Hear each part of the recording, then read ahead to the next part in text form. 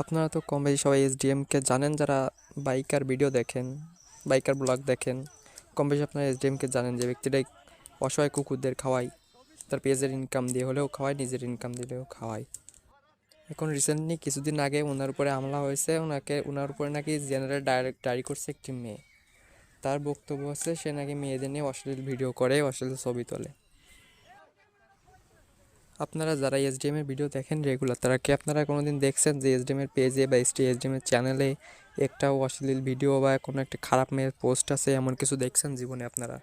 আমি জানি না যে এসডিএম এর সঙ্গে ওই মেয়েটির পুরনো কোনো শত্রুতা আছে কিনা, এটা আমি জানি না, কিন্তু বলবো যে মেয়েটা এই কাজটা করে ঠিক করে না একদম। প্রথমত ও এসডিএম এর উপরে জেনারেল ডায়েরি করছে থানায়। দ্বিতীয়ত ও রাস্তার মধ্যে ফেলায় এসডিএমকে মার খাওয়াইছে।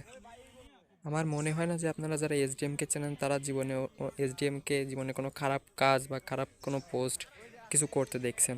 আমি জানি না আপনাদের এসডিএম এর কোন ভিডিওগুলো বেশি ভালো লাগে, কিন্তু আমার কাছে সবথেকে ভালো লাগে উনি যে কুকুরগুলো খাওয়া নশায় কুকুরগুলো, ওইগুলো খুব ভালো লাগে আমার কাছে। আমার মনে হয় না যে কেউ নিজের পকেটের টাকা হোক বা নিজের পেজের ইনকাম দিয়েই হোক না কেন এমনভাবে কুকুর খাওয়াবে কেউ, আমার সেটা মনে হয় না। আর যে মেয়েটি এসডিএমকে অসভ্য বলে গালিগালাজ করতে, আমার মনে হয় না কোনো ভদ্র সমাজের কোনো মেয়ে এমন রাস্তার মাঝখানে ফেলায় ঝামেলা করবে কোনো এক ছেলের সঙ্গে। আমার কথাগুলো যদি কারো খারাপ লেগে থাকে, কারো যদি অযৌক্তিক কথা মনে হয়, তাহলে আমার কমেন্ট বক্স খোলা থাকবে, আপনারা যা ইচ্ছা আমাকে বলতে পারেন, আমি কিছু মাইন্ড করব না।